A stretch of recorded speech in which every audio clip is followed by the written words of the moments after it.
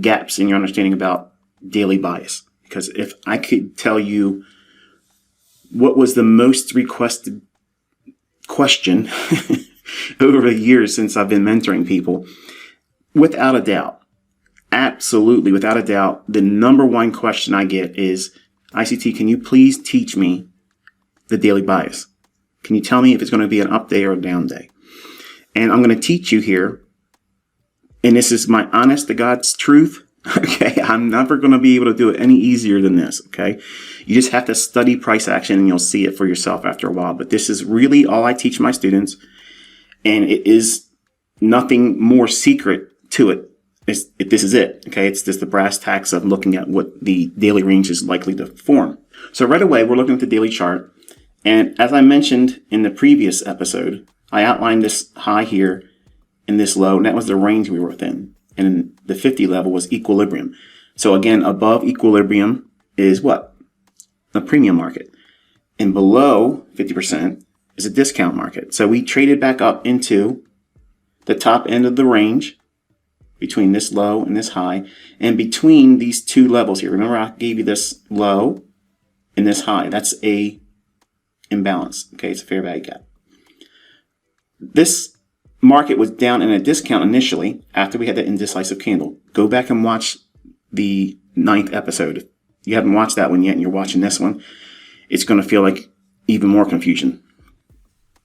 But we had an indecisive candle here, and we were in a discount. Even though I believe, and I've been telling my own students that I believe we're going to clean out these lows down here, we went to a discount relative to the dealing range between this high and that low.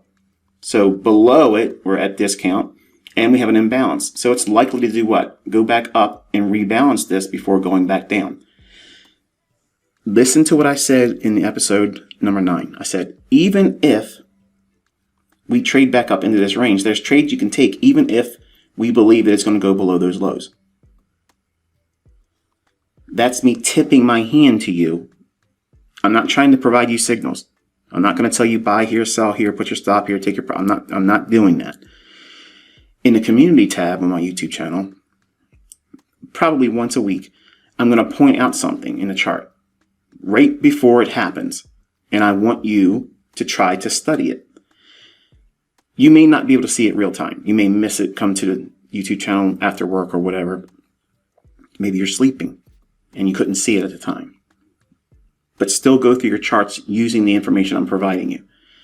I get asked all the time, can you please put a date and time reference in the post?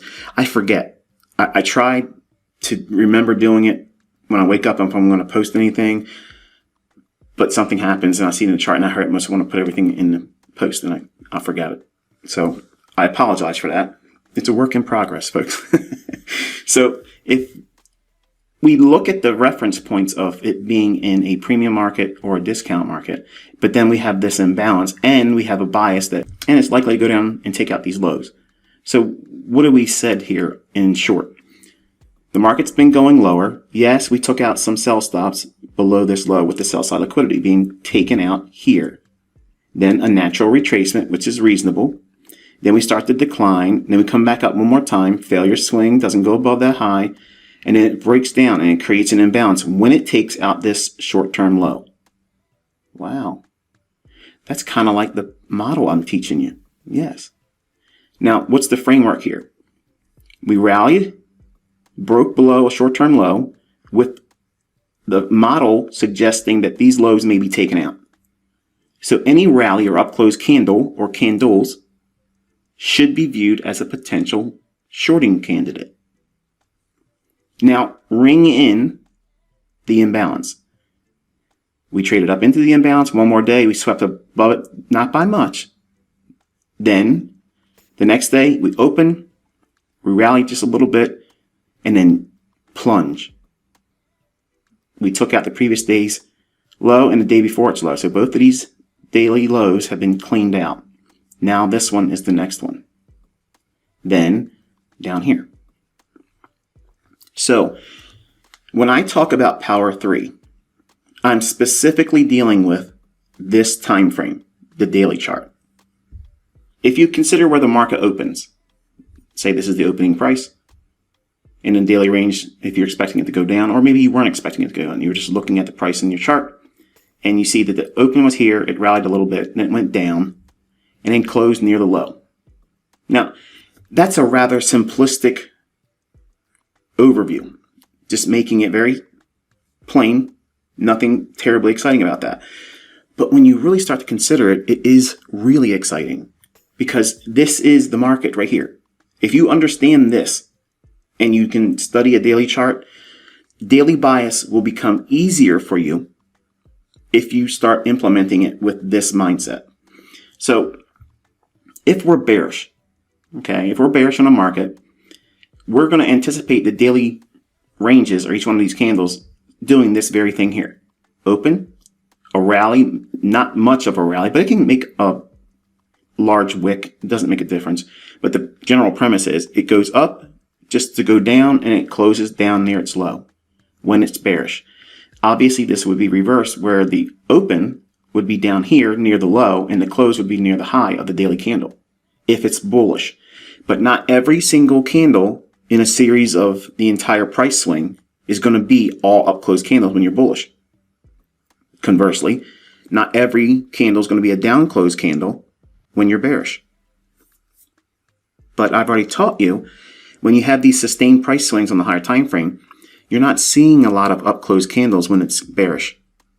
And you're not seeing a lot of down close candles when it's bullish.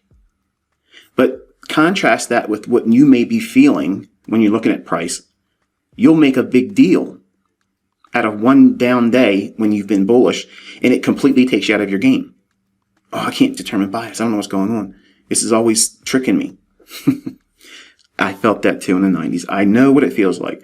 But let's take a closer look at this. This is the chart that I used to trade back in 1992. The classic open, high, low, and close bar, which is what I'm showing you here. Now, with this chart, it made perfect sense to me. And if my eyes were not as poor as they are now, because I'm aging and I've been looking at computer screens for 30 plus years now, it's worn them down. So obviously candlesticks are a much more preferred way of looking at it, because it's thicker. You can see the open and close relationship, as I'm teaching you here, a lot easier versus this. You have to strain to see where the opening is on this candle. Is to the left of the candle, or not, it's not even a candle, it's a bar. So to the left of the bar is the open. It trades down, creates the low, rallies up and closes near the high. You see that? Same thing here. It opens, trades down, goes up and closes above the opening, but in the upper portion of the daily range. Then we have a high where it doesn't really matter where it closes. And then it's likely to do what? Come back and rebalance this. It'll make sense in a moment. And it opens here, small little rally up, creates this very thing here on this day. It opens, small little rally up, and then down, overlapping this daily bar. If we look at this relationship over here, we have this one single pass with that bar range between this candle's low and this candle's high. That's our fair value gap. The market can trade back up into it, and look where it closes, right on the highs. In the next candle, it's back and forth, works both sides of the range. But what is our bias? What did I hint at? The bias is bearish. We're looking for these lows to be taken out. So the only thing we were doing was coming back up to rebalance this, then go lower. So once we went back to the top of the range, did this candle or bar touch this candle's or bar's low? No. Just fell short of it. This wiped back and forth. So now this range here is completely balanced. So there's no reason for this price to hang around. Now, it could have went a little bit higher today, and I was waiting for that to potentially happen, but I've not abandoned my bearishness for price to go down to here. All my students know that. This movement here, we have the open, the rally up, fade it, comes back down and closes on the low. That's this pattern right here. Power 3 is accumulation, manipulation, distribution. Okay, that's the three components. The power aspect is, if you understand those relationships on what the daily range is doing, the open on a day that's bearish, okay, The open and anything above it, that is accumulation of shorts. Now, it's not limited to just open and above. That's where smart money and people like myself and my students, that's where we're aiming to enter getting short. It can be whatever the range is. This is important because my students are actually going to smile when they get this too.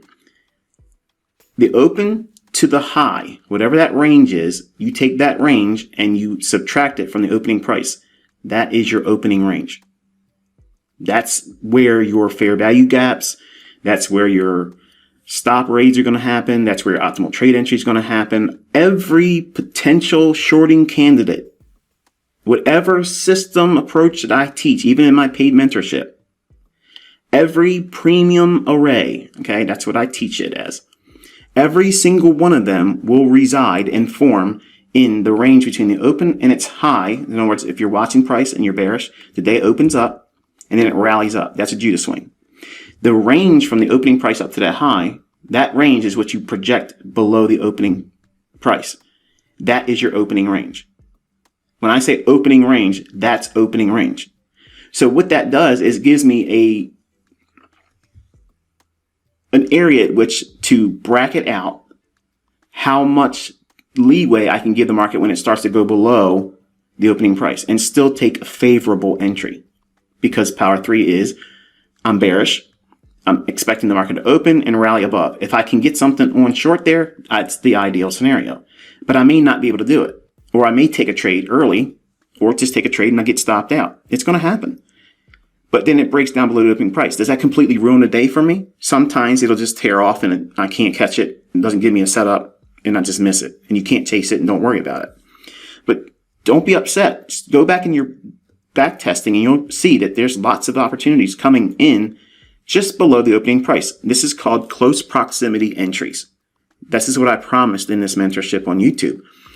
Teaching you in the mentorship community, I already know most of you that have recently found me, and there's been a lot of you that just came on. I appreciate all of you joining me, but you don't know all the things that I've been teaching on this YouTube channel.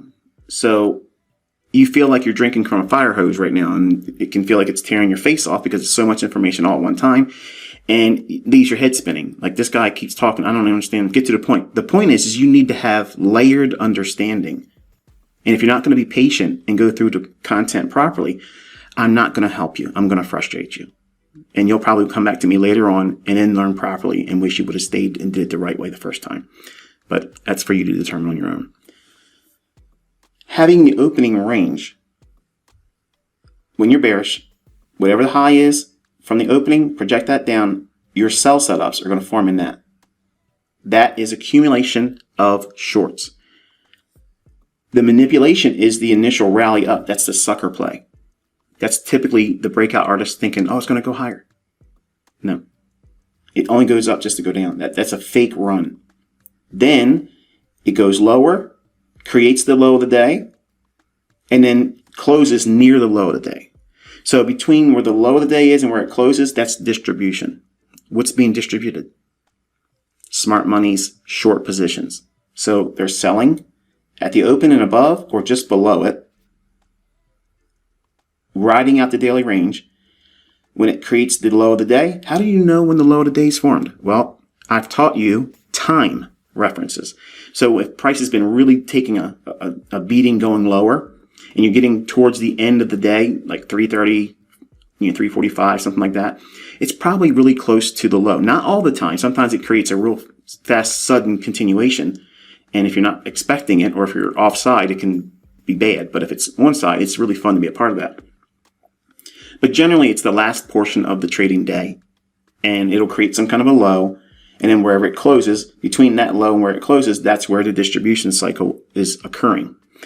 That part is not that important. The main thing is understanding, what does this candle have the highest probability in terms of forming? An open, rally, sell off, and close down on its low? Or is it likely to create an opening, trade lower first, then rally and close near the highs? Let's take the close out, okay? I don't want you thinking that you have to know or be able to predict the closing price. That's more advanced. You don't even need that to be profitable. You just need to know, is this daily range more likely to expand higher or lower than the opening price? That's it. That's all you have to do. That's the key to bias. Now, how do you know what the bias is going to be most likely? Not everyday bias. Most likely, what's the bias going to be? Well, let's go back to this low over here. It creates a swing low. That means a low with a higher low to the right of it and a higher low to the left of it. So it's 3 candles that make up a swing low. You do not need a Williams fractal. That's way too many candles and you've missed the move. Okay, you don't need that. No disrespect to the gentleman, but that's nonsense. You don't need that. Okay, you only need 3 candles. Once you get a swing low or a swing high and you have the proper context and you know what you're looking for, that's it. You go in there and you start hunting it. Now watch what happens. We have a swing low form. The very next candle, we have an opening. It trades way down and then comes back up and closes right near the highs. Is that the opposite of this candle? Yeah, but it's got a whole lot of movement below the opening price. So something just took place down here after this swing low was formed. Did this candle or bar go lower than that one? No. I promise I'm going to switch the candles, but I just want to show you from this perspective because this is what we were forced to learn on back in the old days, okay? Back in the dinosaur time. So the rallying up on this candle here and closing on the high, that supports this as a swing low because it didn't take out that lower low right here in the middle. Between this low and this low, this is the lowest low of the 3 candles or price bars. The next day, we have a big washout from the opening, trading down, and then it closes on the high. So the next day, we're likely to go what? Into this area here. Isn't that a fair value gap? Sure it is. What's the daily bias likely to be? Bullish. So that means it's going to do the opposite of this. It's going to open near the low and then rally and expand higher. Will it close on the high? I don't know. It could, but I don't need it to. I only need it to open and start to rally and get up in this area here. That's an opportunity. That's a trade. Does it do it? Yes. But now when we trade it up into this area, look what happens. Next day, you might be expecting an open rally, close high. It doesn't give you that. So that could be a day where you missed an opportunity or you took a loss. No problem. Next trading day here, what are we seeing? We're seeing the market retrace back down into this run. How far can it go down? Well, look at your high down to your low. Equilibrium, it's probably going to go below equilibrium. To do what? To offer the market a discount. The market does what? It goes down below it, provides a discount. Once it gets there, our mind, or we're thinking, it's going to be the opposite of this. It's going to be the open near the low and expand higher. That's power 3. It's going to be accumulation of longs at the low and then rally higher. We have it right there. It opens near the low, rallies, and closes on the high. The next day, same thing. Opens on the low, rallies, and closes on the high. Now we've gone deeper into this area here, and in a small little range, but it's still the same function of power 3. Accumulation, which is open near the low, trade down, and then close high on the daily range. Next candle, same thing. It opens, trades down, accumulates longs, trades higher. Same thing here. What's this? It opens, trades down, trades higher. Until we do what? We take out this short-term high. See that? Then we can get a retracement lower or consolidation. We get both. Small little retracement and consolidation. Next candle, power 3 delivering for accumulation of longs. Next candle, consolidation. Might be a day you took a loss. Let's be real. Next candle, what's the bias? What are these over here? They're relative equal highs. There's stops resting above that. That's buy side liquidity. What's it drawing up to? We've already taken out this high.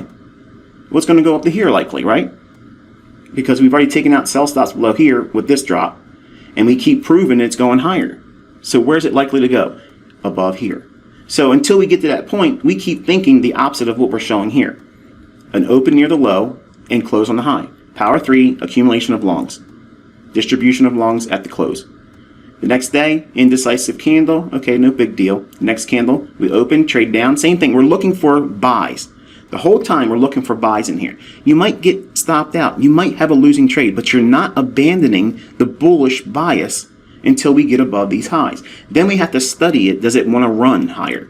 Once it clears these highs, does it keep showing and want to go higher? Well, we had a nice run here. The next candle here, nice run here. Small little indecisive candle there, but then we go back in the same cycle again. It's expanding and it's accelerating higher. Each day, we're looking for longs. Opening near the low, trades below the opening a little bit, and then rallies and closes near the high. That's bias. That's sticking to your bias. And the same thing is done over here on the opposite. We had an imbalance here. And I promise after this, I'll change it to the candlesticks. Your eyes are probably going nuts right now. Fair value gap, we trade up into it. So once we trade into it, what are we expecting? The market to do what? Trade back lower. So if we're trading back lower, we're going to be looking for this pattern. Open, rally, accumulation of shorts, distribution at the lows. What are they distributing? The short positions they've accumulated above or at the opening price. So in this candle, what do we have? We have the open, it rallies up to go short, and then trades down and closes on the low. Just like this is here. See that? The next candle, you're expecting the same thing. Does it deliver that? No. You might take a loss that day too. Okay, no big deal. It's likely to go where? Here's where the sell side is now. Each candle, open, rally, close down on the low. Open, rally, close down on the low. Open way back into this one. And then still closes lower than the open, but still nice range down. Same thing here. Opens, rallies, sells off. Next candle opens, sells off. Then comes back and overlaps it, and now we have a potential key reversal. Then we have back and forth price action where you can probably get beat up. Imbalance, it trades up into that. And then we go into that area where we're at now. So let's go to a candlestick, and it's a lot easier to see it this way. But this function of Power 3 is how I teach the bias, and I also teach how to submit to the daily range. You have to learn how to hold to the close. If you're going to just day trade and you're not really participating in the sustained moves that's made available in these daily ranges, like today, I mean, look at this move here. That's nice. Many of you probably took shorts. Maybe some of you took longs. I got some people putting comments in the previous video saying, you know, I saw a fair value gap at this price at this time for a bullish. It's not bullish. Our bias is not bullish. It's bearish. It's already traded to the top end of that fair value gap. And it's likely to go lower now, taking out this sell side and attacking the sell side over here. Okay. All right, let's drop down to an hourly chart. And that fair value gap, the high and the low levels, that's what's being shown here, right there. And these annotations are obviously from what you saw on the episode 9. So watch what happens. The market trades down, finds some support at the low end of the fair value gap, then rallies back up to the high end of the fair value gap, and then breaks right before midnight on the 17th. And then we consolidate, trade back up into what? What is this? What's this right here? It's a fair value gap. Price goes up, rebalances that there. And it's doing it, what time of day? Not New York. It's overnight. European London session. That's just how you can use that model. The same model, you can use it in an Asian session. You ain't going to get a lot of movement because it's typically not a lot of movement in that time of day. But you can trade it in London close. You can trade it in, obviously, the New York Open, like I'm teaching you, and London Open. London Open, if you know what you're doing with the daily bias, you can catch enormous moves. Enormous moves. But sometimes you're going to have to weigh out a lot of give and take back and forth, kind of like today, where the market rebalanced here and then consolidated and waited for a little bit of a push higher. Then the news came out. Okay, so I'm kind of hopefully clear that up for you now. All right, 15-minute time frame. I'm taking a look at this imbalance here. We rode up into that, rebalancing all this movement down. Remember that paint roller analogy I gave you? The paint was applied to the wall going down, but if all this movement was given to that one single candle, there's going to be little porous places in prices between the high and the low where the market wasn't efficiently offered for buyers. There wasn't much time and back and forth pricing to give buyers an opportunity to get in there and participate. So an efficient market will see the market go back up and reprice that. So it's down and then right back up, like paint being applied to a roller on a wall. You want to make sure you go back and forth to deposit the paint evenly. So there's an even distribution. So again, the background of this chart, that's the wall. And every one of these candles is a paint roller. And whenever you see these big, long, drawn-out candles, there's a strong tendency, not all the time, but there's a strong tendency for the price to go right back up and overlap over that entire range. Same thing over here. We have the market drop down, creates a fair value gap here. Doesn't it take out some lows over here? Yes. There's displacement. And then you can have an order to get in short here. But then watch what happens. This little pump up. That might be scary. It could have stopped you out if it went higher. That's the risk in this, folks. I'm not going to give you a silver bullet that removes losing trades. I lose trades too. You're going to miss moves. I miss moves. Okay. You're going to read it wrong. I read it wrong sometimes. Okay. I'm not perfect, but I'm giving you tools and processes to help you determine where the most likely scenario is going to be. And then you just work those statistical odds, and hopefully with sound money management, which I'll cover, which will hopefully get you to the winner's circle more often than not. All right, so we have the morning session starting before 8:30. We have a rally up, and then it breaks lower. In this area here, we're going to have to drop down to a lower time frame. But before I do, I want to give you a little bit more details. Think about what I've taught you so far in this teaching for Power 3. The accumulation, manipulation, and distribution cycle of the daily range. If we are trading near the high end of that fair value gap on the daily chart, that's what that level is, okay? When we just drop down to a lower time frame chart. So with this 15-minute time frame chart, and I apologize, the chart's a little bit shifted. It's still the same chart. I just added the annotations. The idea is we're expecting this Power 3 formation where it's open, rally, create the high of the day, sell off, and close near the low. That's what we're looking for. Why would that bias be expected on this day? Because we worked the upper end of that fair value gap on the daily chart. Then we had multiple shifts in market structure bearishly, when we already have a bearish bias on the daily chart anyway. So it gives you a high probability that this day is going to be a down close day. It may not close on the low. It might just be a big down move, and that's all you need. You just need movement. So this level here, it's dashed. That's the midnight New York opening price. This is what I'm referring to when I'm looking at the opening for Power 3 on a daily chart. That price right there at midnight. Look what's occurring. That right there is equivalent to this little tick on this diagram here. It opens, it trades above the opening, just like that candle does on a daily chart. It opens and goes higher. You want to be selling short here. Why would you want to go short here? Well, it went back up in there and redelivered the down stroke on that paintbrush or roller on the wall. Well, now it's going back up. When it's going up like that, it feels unnatural to go short. Like you don't want to sell short. It's like, this thing's going up. Why would I want to go in there and go short? That's the benefit of studying old data and then reading price, studying it real time, and without taking any demo trades, without trying to pick the targets. Forget all that. You want to practice for months reading the tape, studying price action, watching it. Even if you have to watch it with TradingView's market replay function, there's nothing inherently wrong with it if that's all you have and you can't watch it live. But it is altogether something different and much more beneficial if you can watch the actual live data. So as I mentioned in my own paid mentorship, I always counsel my students to, if they have the means to do so, invest in like I have Camtasia. Camtasia is what I use to make these videos. It's through TechSmith, and TechSmith, you can Google them. It's pretty inexpensive. It's an easy platform to use.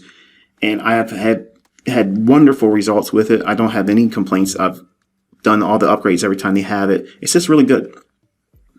If you have a job, or if you have a business that you're running, or if you go to school, or if you just got to sleep, if the time zones don't line up for you, you can set up a recording and just let it record for 8 hours. It'll do it. And as long as you have space in your computer, it'll do it. And then you can go back and literally play that time, real time, and watch the candles paint. Unlike TradingView's replay function, where it doesn't give you the ebb and flow of the candlesticks forming. It's just basically the opening and then a closing of what the candle did. It's kind of clunky and wooden. It doesn't really give you that organic feel of the candlesticks actually forming real time. Whereas if you recorded your screen doing it, then there it is. Don't worry about your screen burn-in time either. Camtasia will record the screen. If your screen protector comes on and it like goes blank, it'll still record the screen. All right, so we're looking at the opening price here, and then we're expecting a sell to form. Well, here's that fair value gap. It rallies up into that. Isn't that a sell above the opening price? Yep. Sure is. From that opening price to that high, that's the highest high. Take that range and subtract it from the opening price. That's about in this vicinity here. Okay, right in there. So what's occurring? Well, we have this sell here. Then we have this sell here at the equities opening.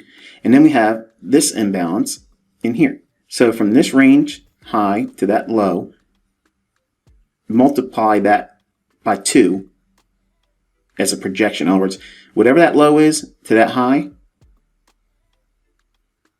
that much lower you'll expect to see a short. And it forms right here. That's exactly what I taught you. I did not cherry pick that, folks. You can go back and look at data as long as you can find data on daily charts, okay? And if you can get a intraday chart, like an hourly chart, you'll see it. It's there.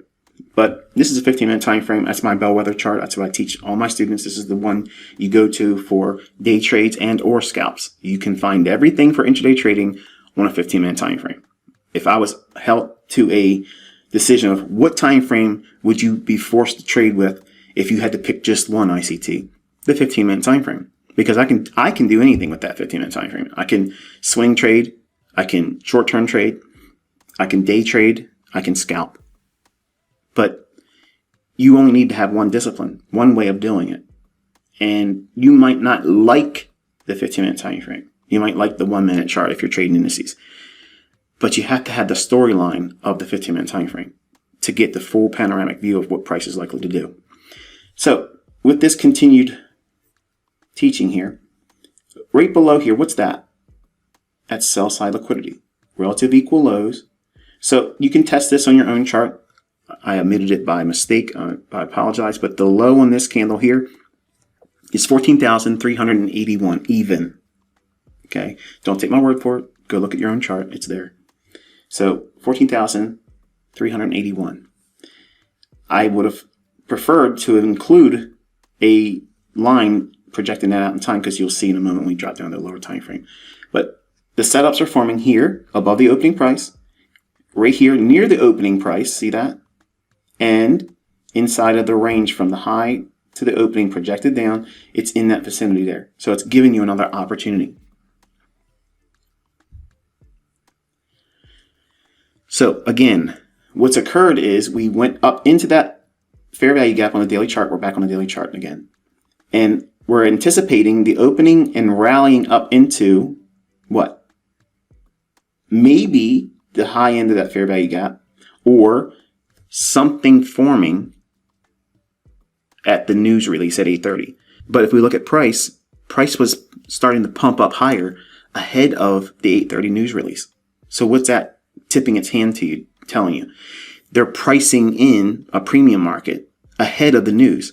So they're going to use the news to sink it lower, because the bearish bias is going to come into fruition. They're going to expand price lower, and they've already established their shorts because they accumulated above the opening price. And we can see that in the price action of each little short-term rally up, like we're looking at here. So here's 7 o'clock in the morning. It rallies above these relative equal highs and cleans up the imbalance here. And look at that right there. See that? Remember what I told you? If there's two fair value gaps, try to trade it in here, but anticipate and use the money management to allow for your stop to weather a run up into that. And we got it right there. Now, strip it down to what I taught you for the structure of the trade, or the framework. Swing high, broken to the upside, taking out buy stops. So buy side liquidity is taken. Then we have a swing low. It's broken. Did these candles come down lethargically? Was it like a slow meander decline? No. It was sudden. It was a lot of momentum. It was energetic. You can't miss those down close candles right there. That's obvious. They stand out, right? So that's how you know you have a shift in market structure. In this area here, it doesn't have a fair value gap. That's okay. This is only a 5-minute chart. This is where we start doing a top-down strip of 5-minute, 4-minute, 3-minute, 2 minute, 1 minute. The first fair value gap we come to, if we find one on a 4 minute, you don't need to go down to a 3. You don't need to go down to a 2. You don't need to go down to a 1. If you go down to a 4, you don't see one, you go down to a 3. If you find one there, you don't go any lower. Okay? If you don't find one on the 5, the 4, or the 3, and you go down to the 2 minute, and you find it there, that's it. You don't go down to the 1 minute. If you don't find it on the 2 minute, and you do find it on the 1 minute, then that's how you trade it. But what if you don't have one on the 1 minute chart? You don't have a trade. How's that for logic? So we have the continuation lower off of a retracement in here. Now this candle, the high of it here, I wish I would have used a lighter color, but this candle's high is right there. Okay. It actually goes just above that one right there. Not by much, but it does. But we don't need that. We don't need that. Watch what happens. Here's the 4 minute chart. Uh-oh. Something different on this chart, ain't it? We have buy side liquidity here. The candles are a little bit more beefier when we were looking at the previous slide. Look at this one.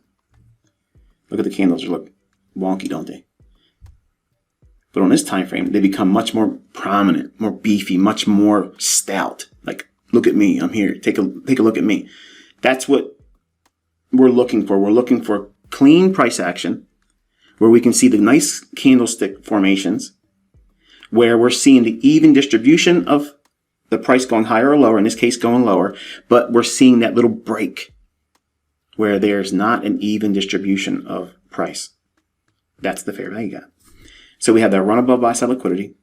After rebalancing over here, it goes above it and it breaks down. So we have an idea, okay, we could potentially see a trade short here. I like this fair value gap, but we also have a little bit of imbalance in here. So I want to trade in here, but my money management has to permit me to weather a run up into this area too. Remember that? That's part of the rules. But in here, we're going a little bit deeper. In my YouTube channel, I teach a breaker pattern. Okay. And that is a high, a low, and a higher high. That's what this pattern is here. And we're seeing that return here. So if I see a breaker like this, yes, I think the market could potentially trade up into here, but I'm going to use the breaker's candle and just above that for my stop. So I'm not going to go way up here or way up in here, because my foundation to teaching the ICT breaker is the market's going to mostly stay in the lower half of the breaker candle, which is the down close candle right for the big move, up higher, taking out a short-term high. Trust me, the breaker is taught in the YouTube channel in other lessons. I'm not going to pour myself over top of lessons and regurgitate things, because there's a lot of you that have been training with me for a long time and you don't want to go through that. And the new people that are here, I understand your enthusiasm and you want to know everything like a sponge. I get it and I love it. But trust me when I tell you, that is taught in the free lessons in this YouTube channel. Okay. Just remember, it's a bearish breaker, and that pattern is the support structure of why I would not expect it to have a higher stop up here. Okay. So here's the fair value gap range from the low and the high end, but it's specifically this candle's low and this candle's high right there. Extend that out in time. Look what happens. At 8:28, the candle's showing 8:28 here because it's a 4 minute chart. But once we're trading inside here, all I need to do is trade above this candle's high. I want to be short. I don't want to mess around. It might not give me an opportunity to get in. It might not go higher up into that fair value gap. I want to use the easiest, lowest threshold entry technique to get in to make sure I'm a part of the move.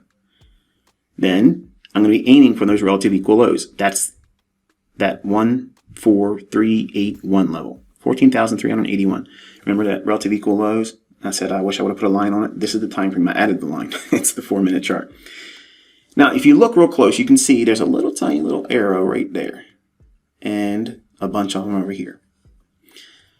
What that is TradingView's paper trading module, and I put some short on this today to illustrate what many of you have been asking me in TradingView comment section. A lot of you send me comments through TradingView, and I apologize. I don't get to them a lot because there's a lot of them usually that happen, and I just don't get to them. I'm sorry. I'm not purposely trying to ignore you. It's like Telegram. Telegram, people send me messages there too, and I don't have time to go through it. Emails, absolutely, I don't have a whole lot of time to get through because everybody wants to write a long story to me, and I appreciate them, but I can't sit there all day long and read all that. But the idea of showing what a discount broker margin, what could I do with that? Okay, I don't recommend it, but there are brokers out there that will allow you to trade the mini contract for just a couple $1,000s and the micro for less than $100. And to me, that is absolutely stupid. You're asking to blow the account. In these markets, you absolutely can have your hinder parts handed to you in short, sudden fashion. Even me, in the last, 4 weeks or so, I've seen moves that came back on my stop so fast. I was like, wow. Just the other day, I watched a 100-point run come out of nowhere in a 1 minute candle. It moved 100 points in the NASDAQ. 1 minute. That's a lot of movement, man. So if you're looking at that and you're trying to hold, let's say, 16 minis or 8 minis, and it moves $2,000 against you in 1 minute, folks, your stop would not have been respected. It was literally way above your stop loss if you were using one. Okay. So you would have got stopped out with negative slippage. And let's say you were holding those 8 contracts. Well, let's say you got burned for 50 points in slippage and you don't think that's possible? Oh, it's there. 50 points, just like this. That's $1,000 times your 8 contracts. You just lost $8,000. And you're going to tell me that you can open up an account with $10,000, whatever, and you're going to trade multiple minis because the discount broker allows you to. And all of a sudden, you just roasted your account in one trade in some wild little price move that came out of nowhere that you didn't expect. And in one candle, 1 minute candle, it just smoked your account just like that. There's teachers out there that are promoting the idea that that's a good idea. It's not a good idea, folks. $10,000, that's the absolute minimum, and I don't think it should be that. I think it should be a little bit higher than that. I think $15,000 is fair for what the NASDAQ is doing right now because just today alone moved $8,000 per one single contract, over $8,000 in movement for one contract. Now that's top to bottom, and likelihood of you being in that move is probably obviously not likely, but the measure of risk needs to be appreciated and respected. And unfortunately, YouTube makes it available for anybody to come out here and pretend to know what they're doing. And unfortunately, if that person isn't skilled, if they don't really do what they say they do, or teach proper risk, or to teach you to respect the level of risk that's required to trade these markets, they're doing you a disservice. And that's the number one reason why I taught for a long time with a demo and still teach with a demo. Because number one, legal reasons. I'm not trying to be held liable because I'm not licensed to give trade advice, but it's not trade advice in a demo account. You're not making or losing anything. It's fantasy football with price charts, but you can learn how to read price action with it. This year, I've been showing you a live account. That's real. I'm not teaching through that. Notice that? Okay. At the end of the year, I'm going to share with you what that account has done. I'll be 100% transparent. I will show you line by line every single trade from every single trading day of every single trading week of every month. You'll see it. Okay. Throughout the year, I'm going to be teaching lessons about certain things, and you're going to see them applied when I share the entire history with that account. So it's more meaningful because there's a lot of you in the comment sections that are trolling, and I know what you're here for, but I'm going to give you undeniable proof, just like the rest of you. That way you can see the lessons I'm giving you. Yes, they worked in demo, but they're actually being utilized in live fund trading by me. It's after the fact, so I cannot be accused of giving you trade advice. It's what I did with my real money. See the difference there? It is what it is. If you don't like this teaching style, there's other people out there teaching all kinds of great stuff. Doesn't mean it's profitable, but they got all kinds of neat stuff to look at. I'm teaching you how to read price. And I need you to be sober-minded about the level of risk that these markets provide us, because it can take you out quickly. So I got questioned by, 6 or 7 of the people. Some of them are actually my students in my mentorship, and others are just people that are on the internet. I don't know if they're just YouTube or if they're just TradingView, people that try to follow me on there. But they asked, could I showcase what I would do with a $10,000 hypothetical account if I was using a discount broker? In other words, a broker that would let me trade with, like $2,000 or $1,500 per contract, something to that effect, for a NASDAQ mini contract. Number one, it was crazy trying to find some of those setups, because to frame the risk in it and to do big lot sizes too was very challenging. But I kept it low end. It only took me 2 weeks to do this, but you can see I put a heavy-handed short up here using what I'm teaching you here, and then aiming for those relative equal lows, which is that 14,381 level. This is my TradingView account. Now, you're going to hear people say, this is photoshopped. Oh, you photoshopped this. No, I did not. I don't need to Photoshop this. In fact, my live mentorship with real students that paid me, they're going to see me show this live, and it's going to move all around. It's not edited. I'm going to log out of the account and log back in, so it's not me doing any kind of editing. It's not MT4 servers or anything like that you can play around with. It's not NinjaTrader where you can go in there and take a bad trade out and make it look good. All these things here are executions. Okay, and you can see there's 3 losing trades there on the 14th. And you can see today's trades all up at the top. And that was me doing a heavy-handed, quant style heavy-handed short, and then taking partials as it was going down into that level of 14,381. Looking at this is your classic, the guy shows you the results, okay, shows you this is what I did with my demo account, and they may lie and say it's a real account. This is clearly a paper trading account. You can see it, it's there, it says it right up here, paper trading, okay, paper trading. This is all paper money, okay.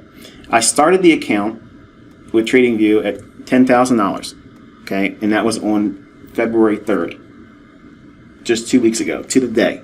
Okay, so 2 Thursdays ago, I started this and set the account to start with $10,000. Then I started trading it, and you can see the positions here with just the NASDAQ. Okay, I'm not doing anything with like forex to make it go up.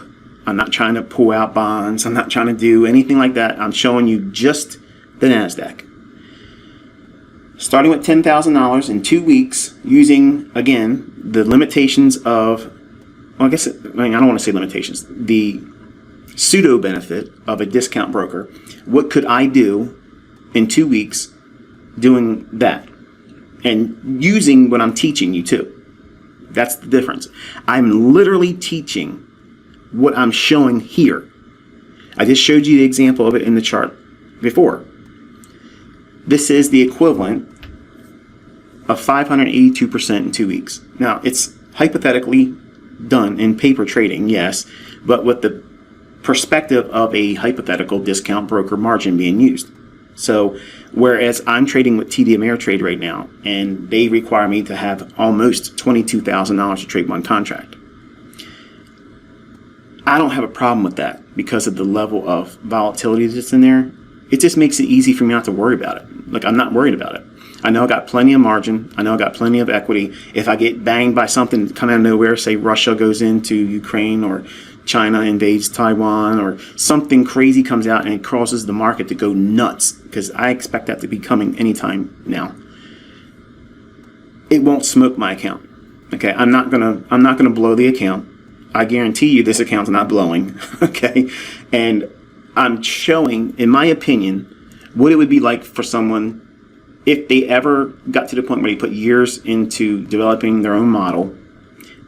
Now, that doesn't mean you can't find profitability before that, but after you've done it for a while and you found your own niche of what you want to do with the content I'm teaching you, you'll find your own groove.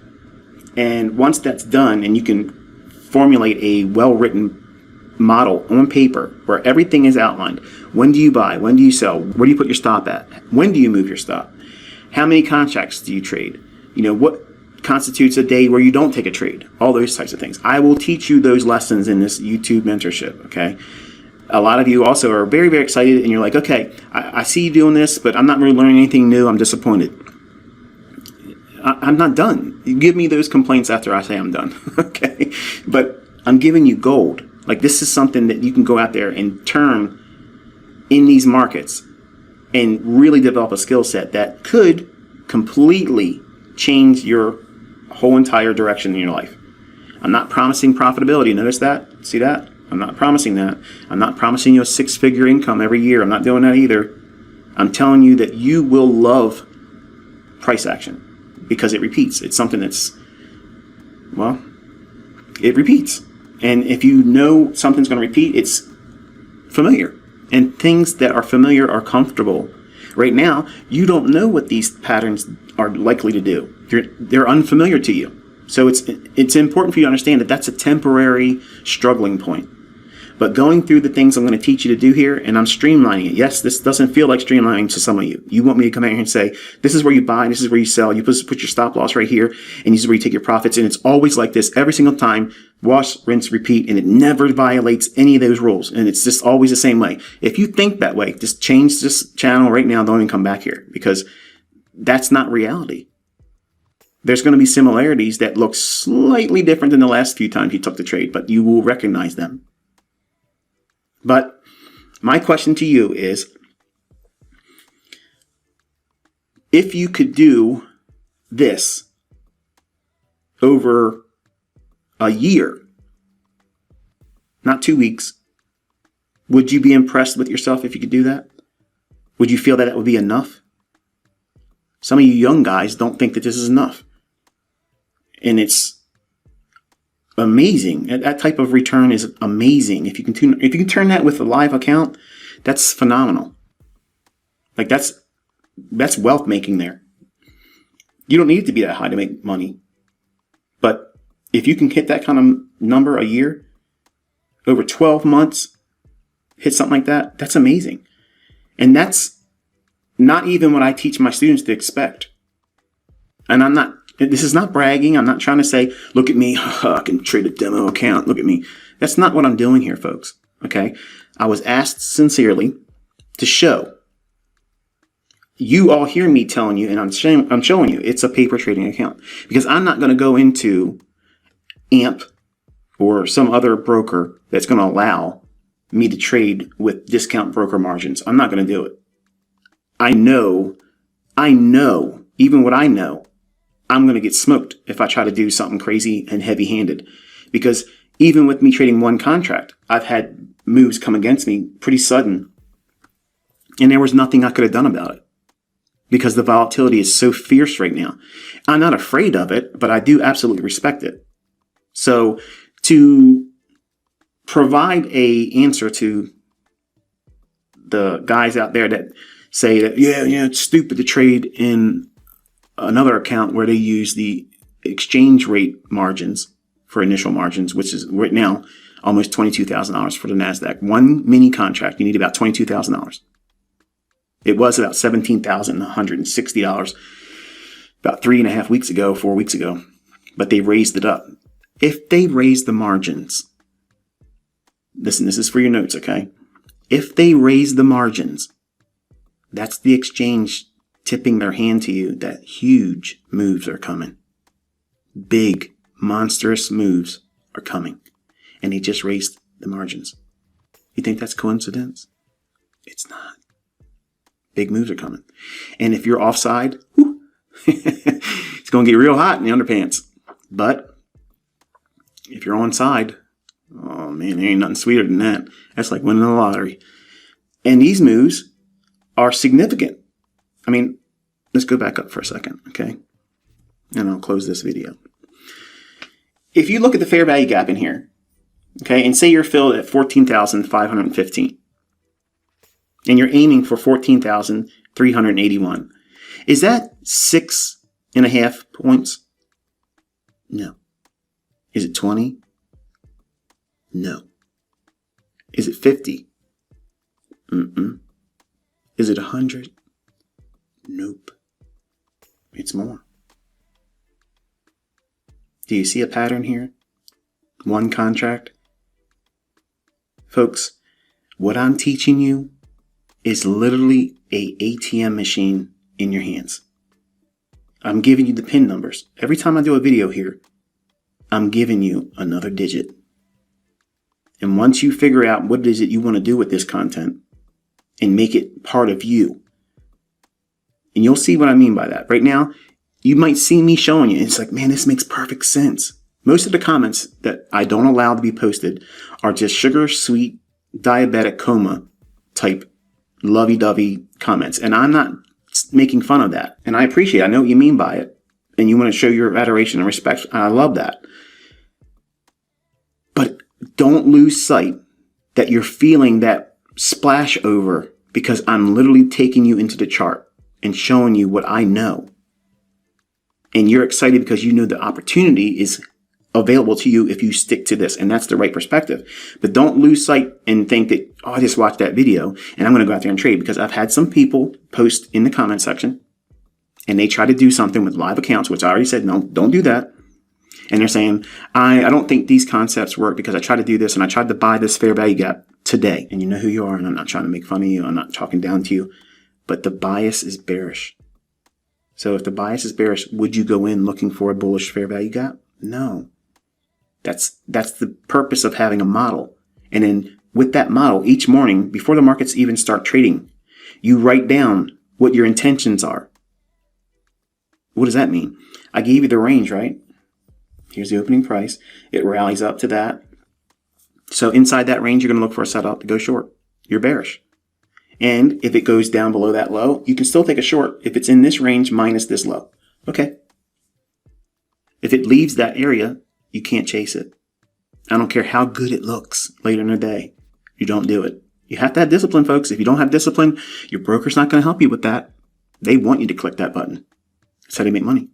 And they don't care if you blow your account because there's going to be 20 more to replace you because they've watched ICT videos. They've watched everybody else on YouTube that try to tell you that you can do this. And it's so easy. Even a pizza delivery boy can do it. So hopefully this has helped clear up the idea of bias and power 3. And I will be repeating these themes when it's applicable in the newer videos that come out and examples I'm going to teach with. But for now, I can't say it enough. What you were just exposed to, that is the underpinnings of what we do in my camp, okay, ICT. My students, we look at price like that. Let me throw one more thing in here just to piss off everybody that doesn't like these long videos.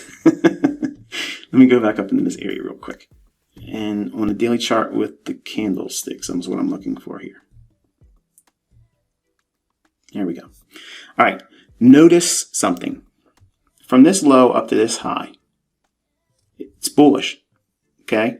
We're expecting bullish prices. This is how you backtest. You tell yourself in your annotations, I was expecting. You're basically lying to yourself in the comments of your chart when you're backtesting. It sounds foolish, okay? Trolls are going to love that comment coming out of my mouth. But what you're doing is you're teaching yourself pseudo experience. It's training your subconscious to see this stuff like you saw it live. And when you record it on the chart in your own annotations and you log it and you keep it in your journal, and on the weekends, you go back and look at your Monday, Tuesday, Wednesday, Thursday, Friday, and then you look at the previous week. And you start looking at these patterns and how it repeats over and over again. When it's bullish, you're trying to stay with the opposite of this. Open near the low, close near the high, but expansion to the upside. So you accumulate longs, manipulate, get people thinking it's going to go lower, and then ram it up higher. Distribute the longs near the close. That's what you're looking for here. With that mindset, okay, you're all afraid of, but what happens if it's a down day? ICT, what happens? Well, the worst thing that can happen is you lose money.